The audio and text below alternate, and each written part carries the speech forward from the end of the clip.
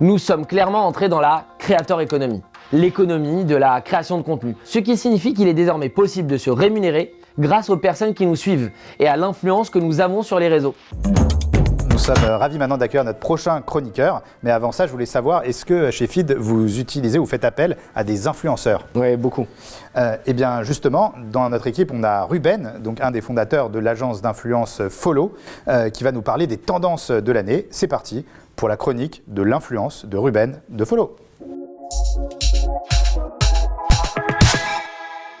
Hello à tous, je suis ravi de vous retrouver aujourd'hui et vous savez pourquoi? Parce qu'on va aborder un sujet qui est au centre de pas mal de préoccupations en ce moment. L'avenir des réseaux sociaux en 2022. Entre plateformes émergentes, nouvelles trends et multitude de profils d'influenceurs, pas facile de se projeter. Alors, pour vous permettre d'anticiper au mieux votre stratégie, voyons ensemble quelques pistes. Première piste, la guerre des plateformes. Comment savoir sur quel réseau social miser en 2022? Alors, il y a d'un côté les installés, ceux qui fonctionnent très bien auprès des marques et des influenceurs et qui ont une sorte de monopole depuis plusieurs années. Je pense notamment à Instagram et YouTube que vous connaissez très bien. D'ailleurs, saviez-vous que 95% des annonceurs sont présents sur Instagram? Si vous faites partie des 5% restants, je vous conseille de vous y mettre très vite. Il y a également celui qui a débarqué dans nos vies en 2020. Sans prévenir, il est arrivé comme ça, il n'en a parlé à personne.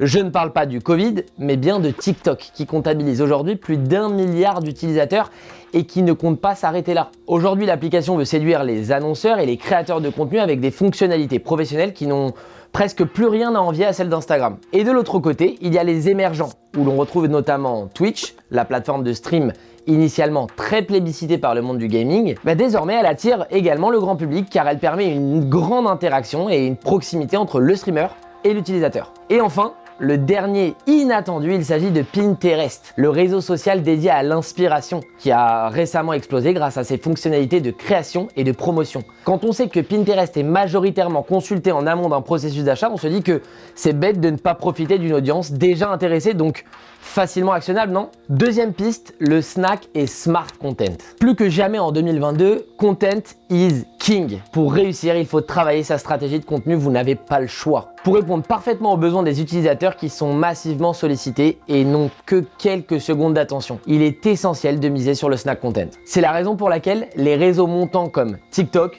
Twitch, Pinterest ou encore podcast sont prometteurs car ils répondent aux exigences des followers qui souhaitent des formats intuitifs et authentiques. Selon votre cible, on vous conseillera plutôt un carrousel sur LinkedIn pour capter rapidement votre cible B2B ou d'utiliser les mêmes sur Instagram pour buzzer auprès de vos abonnés. Dans une ère où les vidéos disparaissent quasi instantanément dans le flux, il est important de renouveler régulièrement son contenu. Il est donc intéressant pour les marques de réaliser en amont des séries de vidéos sur des thématiques précises qui leur permettent ainsi d'assurer un rythme de publication régulier. Et dernier tips les amis, on ne confond surtout pas snack content et junk content. Contenu poubelle en quelque sorte. Même s'il est consommé rapidement, votre contenu doit être smart et respecter un format de qualité, le ton de votre marque et doit se démarquer pour fonctionner. Troisième piste, les profils à succès. Nous sommes clairement entrés dans la creator economy, l'économie de la création de contenu. Ce qui signifie qu'il est désormais possible de se rémunérer grâce aux personnes qui nous suivent et à l'influence que nous avons sur les réseaux. La taille actuelle du marché de l'influence s'élève à 8 milliards de dollars et devrait rapidement doubler cette année. Et bien que la creator economy n'ait fait son apparition que depuis quelques années, plus de 50 millions de personnes dans le monde se revendiquent comme créateurs de contenu. Vous imaginez? Voici quelques types de profils qui selon nous vont fonctionner cette année. Premier profil, les génieux influenceurs qui sortent du cadre du simple divertissement pour sensibiliser, éduquer ou même lancer des mouvements. Deuxième type de profil les amis, les identifiables. Aujourd'hui, les profils les plus plébiscités sont ceux qui montrent la vraie vie sur les réseaux sociaux.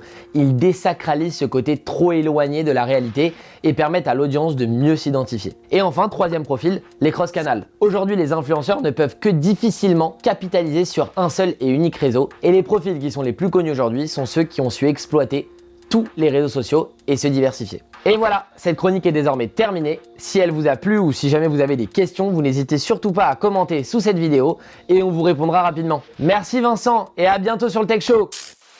Merci beaucoup Ruben de l'agence d'influence Follow. Alors l'influence, qu'est-ce que vous faites? Alors je sais que toi, tu es déjà un influenceur, tu es extrêmement présent sur les réseaux sociaux, mais est-ce que vous avez recours, est-ce que vous avez des opérations de macro, micro-influence? Ouais, on travaille avec plus de 500 influenceurs chaque année D'accord. qui ont une légitimité sur notre secteur, donc ils vont faire du sport, qui vont faire attention à eux, qui sont urbains, bobos, on va dire, dans des grandes villes, mais ça fonctionne bien. Il ne faut pas que ce soit trop mercantile parce que maintenant les consommateurs ont l'habitude de détecter le vrai du faux, Bien mais sûr. c'est un vrai levier d'acquisition et une marque est obligée quasiment de l'utiliser. Surtout dans votre secteur.